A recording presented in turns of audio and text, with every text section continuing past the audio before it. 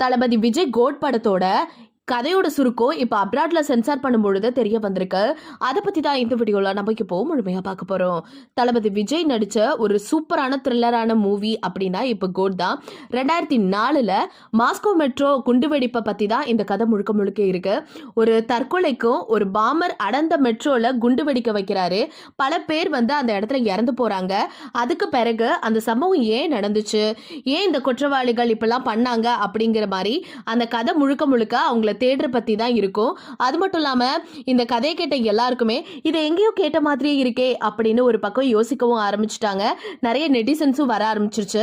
2014ல் வந்த pre destination அப்படிங்கிற ஒரு ஆங்கில படத்தோட கதை மாதிரி தான் அவங்க எல்லாருக்குமே தோணிருக்கு. அப்பதான் இவங்க எல்லாருக்கும் ஞாபகமும் வந்திருக்கு. ப்ரீ டெஸ்டினேஷன் அப்படிங்கிற கதை என்ன அப்படின்னு பார்த்தீங்கன்னா, இது கதையோட சுருக்கம் இன்னும் சொல்லணும்னா, ஹீரோ லாஸ்ட் அசைன்மெண்ட்டா ஒரு டைம் டிராவல் பண்ணியிருப்பாரு. அதுல 1975ல் நியூயார்க்ல ஒரு பாம் அட்டாக் நடக்குது. அதை ப்ரிவென்ட் பண்றதா முழுக்க முழுக்க கதையா காட்டியிருப்பாங்க.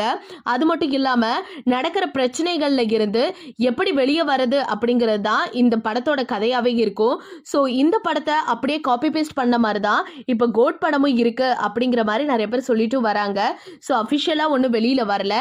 ஸோ நீங்க இதை பத்தி என்ன நினைக்கிறீங்க? ஒருவேளை இது இருக்குமோ அப்படின்னு நினைக்கிறவங்களா இருந்தீங்கன்னா மறக்காம நம்ம கமெண்ட் செக்ஷன்ல ஷேர் பண்ணிக்கோங்க.